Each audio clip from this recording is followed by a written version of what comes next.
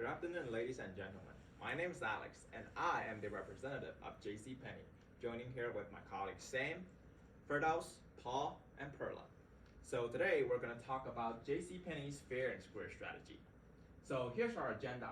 First, we're going to talk about the problem statement, and next we're going to go through our situation analysis. Then it's our evaluation of alternative, and next we're going to move on to our recommendation. Last but not least, we're going to wrap up with our plan of action and also our contingency plan. So here's our problem statement. How to regain lost market share while also increasing market share. So here's our situation analysis. So as you can see on the left-hand side, there's a quote from our customer Wendy Rudd. So the closest JCPenney is about half an hour away from me. So if she doesn't get a special discount, it's not worth the trip. So as you can see, our customers are those who really value price. And you can see on the slide that lower medium household income for our customers compared to our competitor is 65,000 versus 76,000. And our main customer base are moms. 52% of our customers are over the age of 55 years old. And also, average customer visits to our JCPenney is 4 times per year.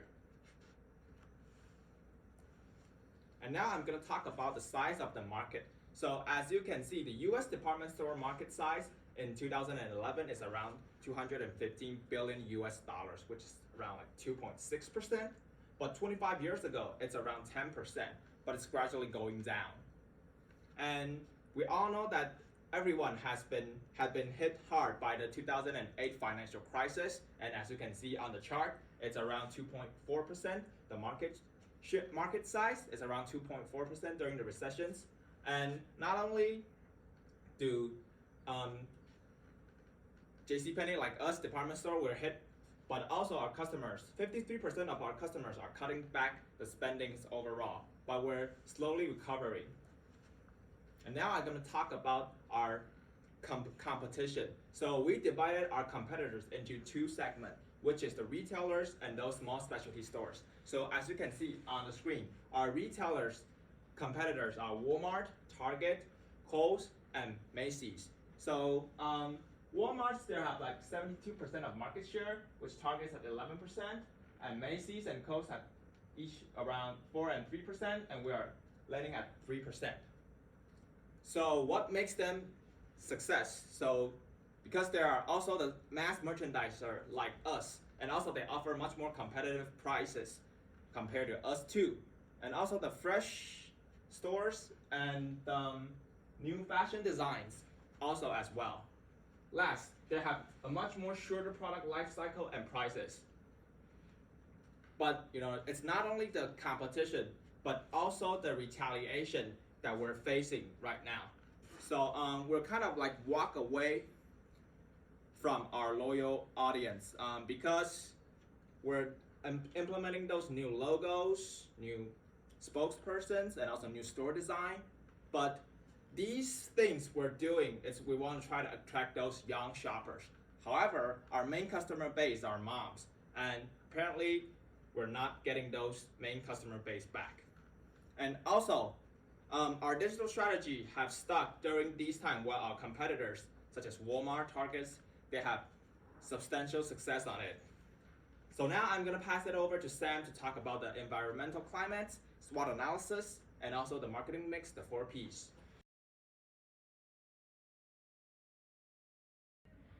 Thank you, Alex. So JCPenney stock started in 2007 at a little over $80 per share, but now at the end of 2012, it's at a little over $20 per share.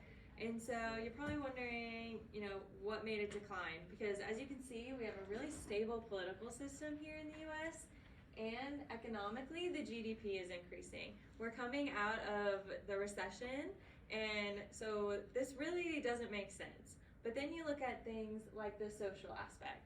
JCPenney, we haven't really been focusing on moms. They're our key demographic, and we lost sight of that.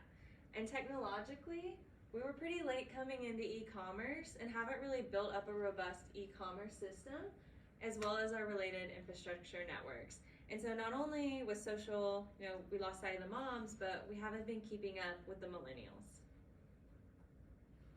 Now when it comes to our stage of cycle, we're currently in a decline.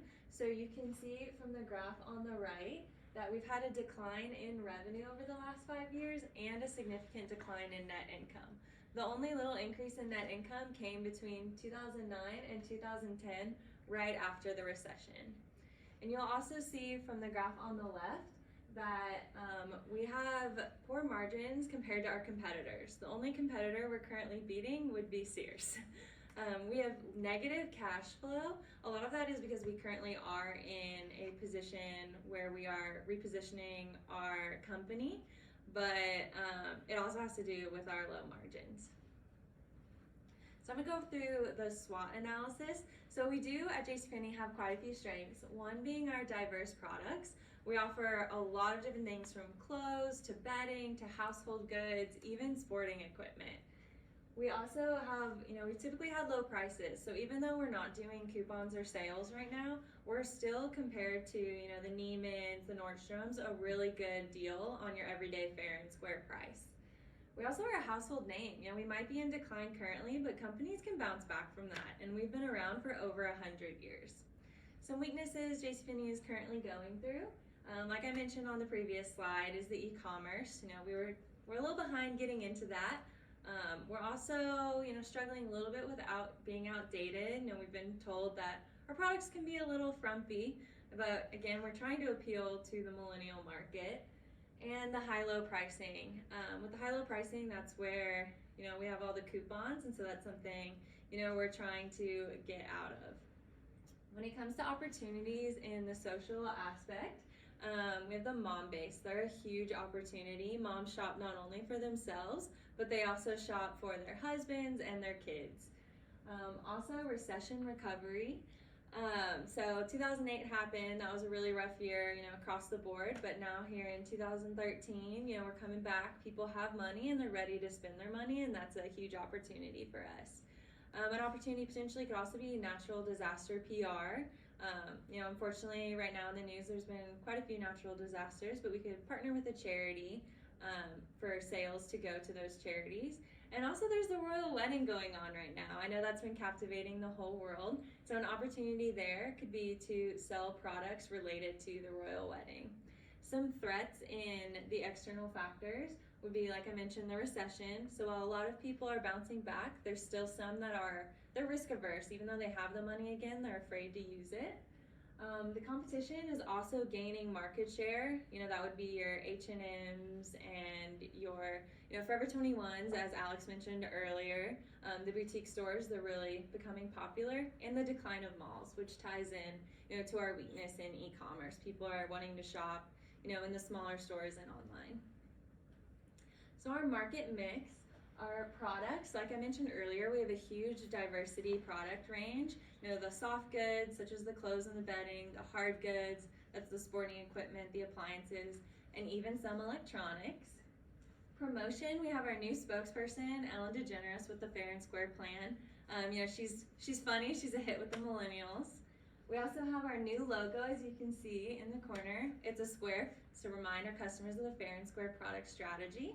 And our new store design. So our store design is a store within a store. So our store will be designed in streets, and on the streets will be the little boutiques. So even though we're a department store, we want to give you a personalized experience with, we have a section for a jean store, Sephora, and then in the middle is a town hall where we want you to come just to hang out at JCPenney. That's where we'll have, back to school haircuts and different rotating promotions. For the price, like I mentioned, every day, fair and square price, it's a 40% discount from the manufacturer's recommended price. So the price is always a good deal. We have rotating seasonal discounts, and so that would correspond with things like Father's Day and back to school. And Best Price Friday. So every third Friday, we have special extra clearance sales. And then for the place, we have over 1,000 stores currently. Most of them are in large metropolitan areas, but we do have some in small towns. So now I'm going to hand it off to Perla to go over some of our recommendations. Thank you to my colleagues for painting that picture and sharing all the details. I will now, we will now cover the part of what, what other things, what other alternatives JCPenney could have adopted in hindsight, and what we could have done better. So alternate one is market research. So this is clearly where JCP dropped the ball. Uh, Although market research, it can be time consuming, it can consume a lot of resources, but then it had its advantages as well. So JCPenney spent a lot of time and effort in devising a marketing strategy, but they spent no effort in doing a market research. And that is where they lost to understand the pulse of the customer. Alternate number two is mom loyalty program. So JCP did not cash on their most loyal customer, which is mothers, and mothers liked leveraging coupons and discounts, which is what JCPenney scrapped. So they did not leverage, they did not cater to their existing loyal audience. Although it had some disadvantage, and one can say that the focus on the audience was very narrow, but then it had its advantages as well. There was no operating cost. They had to continue doing what they were doing. So they really missed to do that part. Alternate number three is late adoption of technology and moving into e-commerce space. So year on year, the competitors of JCPenney were able to make up to 40% sales just from e-commerce, whereas for JCPenney it declined 2.2%. So there were some cons in adopting e-commerce part, that is, which is with respect to the infrastructure, the learning curve, but there were also a lot of cons. There were also a lot of pros. It would add an additional channel for revenue to come in. We could also attract a lot of millennials. So that whole aspect was completely missed on our part. So with that, I want to hand over to Firdaus, my colleague, to take you through the next alternatives. Thank you, Perla, for explaining the first three alternatives. I'm going to explain alternative 4 and alternative 5. For alternative 4, we're keeping some of the new plan, but also going back to some of the old plan. So we're going to keep the store layout because customers really like that, and changing store layouts again will increase our cost, which we don't want that. And then the second is we're reverting back to the old price structure from the old plan. So customers really hated that we took our sales, discounts, and coupons away because they really like the idea of getting a good bargain with a good value. So we're going to bring that back, but we're also going to revert pricing structure from 0 cents to 99 cents. Psychologically, customers really like $29.99 instead of $30 flat. They think it's much cheaper if it's $29.99 rather than $30 flat. So while there's a lot of pros with this, there's some cons as well. The first con is admitting failure. It shows that we really didn't think it through with our new plan. And another con with this is confusing the customer base. Because we changed the pricing structure so much, they're going to be confused on if we're going to do coupons and if we're going to do discounts, or if we're just going to do the fair and square deal, if we're going to keep the 99 cents, or if we're going to keep the flat 0 cents for every product. So while this is a good plan, there are some cons with this. And there's that's alternative 4. So we're going to alternative 5. And alternative 5 is selling the real estate, or going away from the mall real estate and going to suburbs. So if we're in malls, we have to pay a much higher rent because there's more foot traffic. And while our stores are not doing that great right now, we're going to be paying more for this to like keep the rent at the store, but we're not selling a lot of stuff. So what our idea is, we're going to just cancel our leases at these malls and go to suburban stores where we have to pay lower rent. And this increases the capital because we're going to be paying lower rent, and we're going to have more money to invest in different items. But the problem is that we're going to lower foot traffic during like the holiday season, and also another con is that it looks like we're like losing business. We're retreating out of the malls because we can't keep up our revenues. And lastly, we're going to isolate millennials. Millennials usually live in the cities, and if we go to the suburbs, they're probably not going to drive out all the way to the suburbs to shop at our stores. So we're going to be isolating a huge part of our customer base. And finally, for a recommendation. We thought all the alternatives were really great, but we wanted to take parts of our alternatives and put it into one recommendation. So that means going back to the old pricing structure of sales, discounts, and coupons, and going from 0 cents to 99 cents. Another part of the recommendation we say is selling some of our, or going away from the malls and going to suburbs so we can lower our rent. With this, we can have more capital to start weekly news ads and digital ads, which will increase our presence and people will know more about our specials and just know more about our company. And lastly is having a loyalty program for the moms who shopped at our site, at our stores before. When we switched to the new Fair and Square plan, we kind of alienated the moms who were a big customer base for us. So what we're going to do is we're going to open a new e-commerce site. And with that e-commerce site, we're going to have some loyalty programs for people who have been with the store for X number of years, and we're going to give them more discounts, and we're going to make them enjoy the e-commerce site as well. And lastly is we're going to open up pilot suburban stores in like 4 different areas of the country to see how these suburban stores do, because we really don't want to invest all of our money into suburban stores and make it and realize it's a flop. So I'm going to give it off to Paul, who's going to do a plan of action. Thank you, House. So I will be going over the numbers of our plan. I'll be going over the timeline and the budget.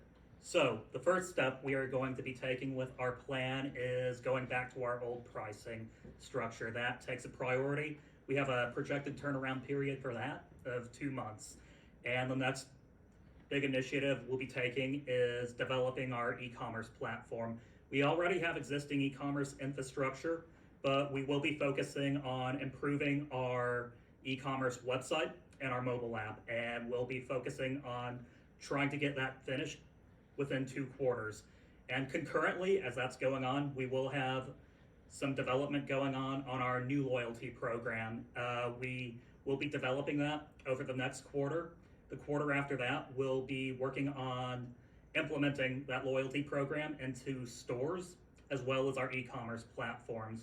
And the month after that, we'll be working on just fully rolling out that new program.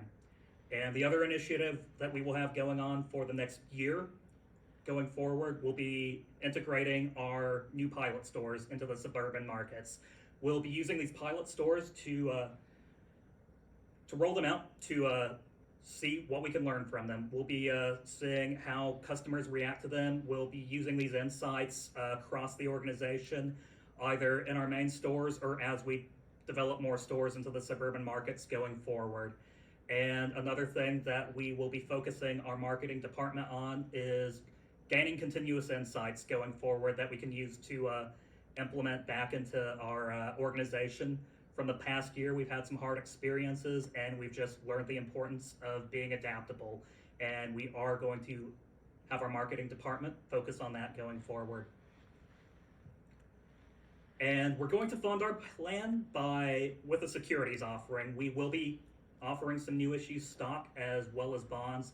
We're going to keep this offering fairly conservative just because we don't want to risk having a control crisis with the stocks, and while we are in a somewhat experimental phase, we want to keep our leverage at a reasonable level. We don't want to be at a situation where we're potentially over leveraged and could lose more than we have just while we are testing out new strategies. And we will also be reallocating some of our budget. We'll need to increase budget going into the development of the e-commerce platform, as well as increasing the budget to advertise our new campaign. We are going to have to dramatically increase the budget we spent on paper catalogs. We were spending around $1 billion on that the past year. And with Ellen, she's been doing great.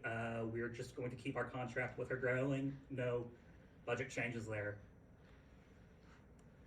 And we do have some contingency plans. So our first contingency option we have is to divest assets that aren't earning for us, whether that be real estate that isn't bringing in revenue or just inventory that is sitting on shelves. Divestiture is an option for us. Another contingency option we have is cutting ties with some of our brands. We've partnered with our store brands. Another one we have is to depending on how things go in our research, pivoting harder from the department store model into the suburban model. And our fourth option is to abandon the home goods market and focus solely on clothing. And the last worst option that we are trying to avoid by adapting our strategy is, if all else fails, we may have to sell our organization to a competitor or a private equity firm. But hopefully, I'm optimistic about our strategy. I think things will work and we won't have to worry about that. But thank you for taking the time today to come in with us and learn about JCPenney.